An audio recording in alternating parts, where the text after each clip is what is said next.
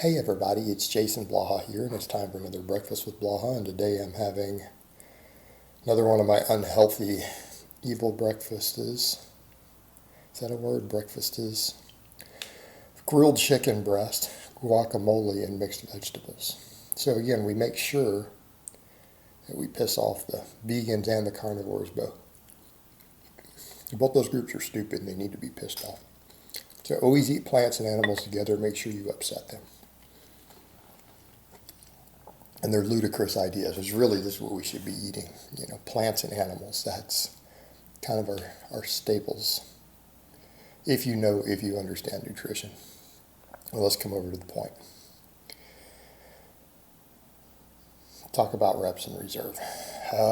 When it comes to your sweet spot, particularly accessory work, because we can argue primary work, we can work off percentages.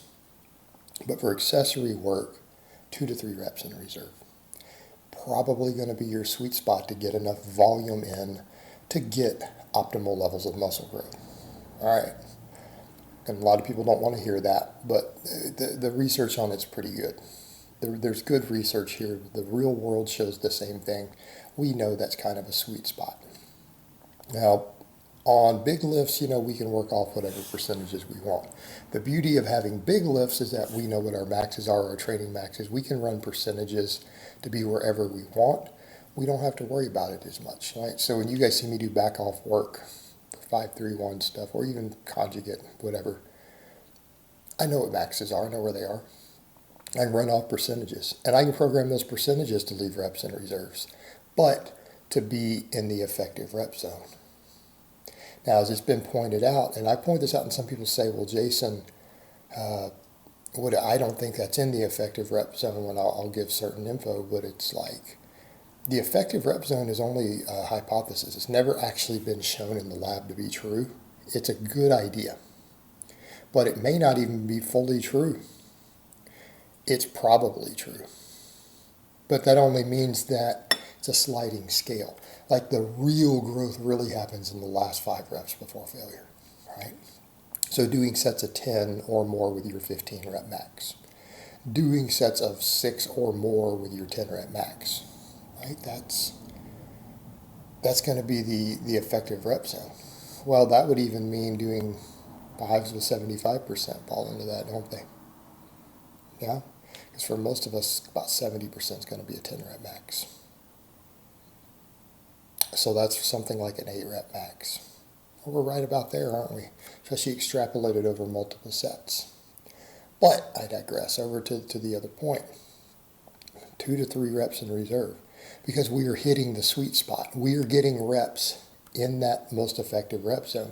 And we don't want to say that the other reps don't cause any hypertrophy. They don't cause a lot. And that's what we have to remember. So let's say you're working, with a weight you could handle for about 10 all out, and just say you only do 4 or 5. There may be some training response from that, particularly over multiple sets. It's just not going to be a robust training response. But we don't say it's 0. It's just that you would need to do a lot of sets to really benefit from it. You really would. To grow purely off that, you would need like 10 sets to see good muscle growth, which gets stupid. You could have just done 5 sets with a little heavier weight, right? Or you could have done 2 to 3 more reps for the same 5 sets. But that's kind of our sweet spot. But here's the other thing. People don't seem to realize that we don't grow more by taking sets to failure. This is the other thing that's been noted also. Leaving 1 to 3 reps in the tank versus training to failure doesn't cause less muscle growth over the course of multiple sets. That's also the thing to keep in mind. We get more fatigued with multiple sets. If we only do 1 set, maybe. But if you do 3, 4, 5 sets of an exercise, we've done multiple, like at least 3, there doesn't seem to be any difference when we study it. Even in experienced lifters, the muscle growth is the same. What happens when we start getting close to failure, hitting failure, recovery goes down. Lifters can't handle as much volume. So then we come back over to, well, are they getting the most muscle stimulus? Stimulus to fatigue. All these people will bring up to me stimulus to fatigue again, but they don't realize how close you get to failure affects stimulus to fatigue. You get 1 rep from failure or right up on failure, your fatigue goes way up, but the stimulus doesn't go up proportionate. So if we want to be able to get the most quality work, that's going to mean 2 to 3 reps in reserve. And when you're in that sweet spot, you can do a significant number of sets. Now, you can do a significant number of sets. You can accumulate very good amounts of training or stimulus, training response. You'll accumulate fatigue, but the fatigue is more manageable, right? And having that fatigue be manageable is what will maximize growth. In other words, we come over to train hard, but not too hard, right? Because if you train too hard too early, the quality drops down. And volume is a factor in our gains, our muscle growth. It is a factor. You can't deny that. I will never say at this point, I've said in the past, it seems to be the primary driver.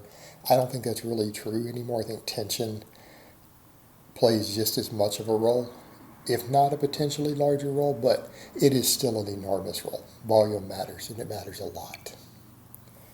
So this should be kind of your sweet spot. And people are like, well, I'm taking every set to failure right up on the edge.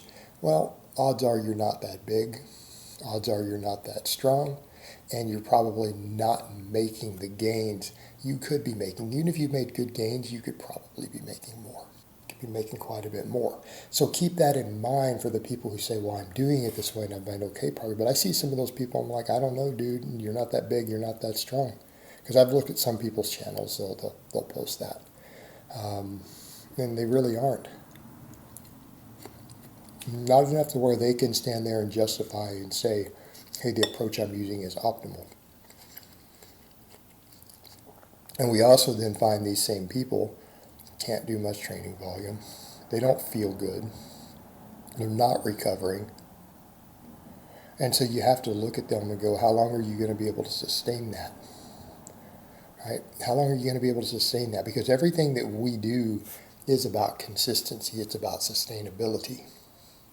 Can you do this over the long term? And it's the same. Like training is just like when you see people will tell people who are trying to lose weight the same thing. You've got to be consistent. You need to pick a diet you can sustain over a long period of time. Or your training needs to be the same way. We have to look at sustainability.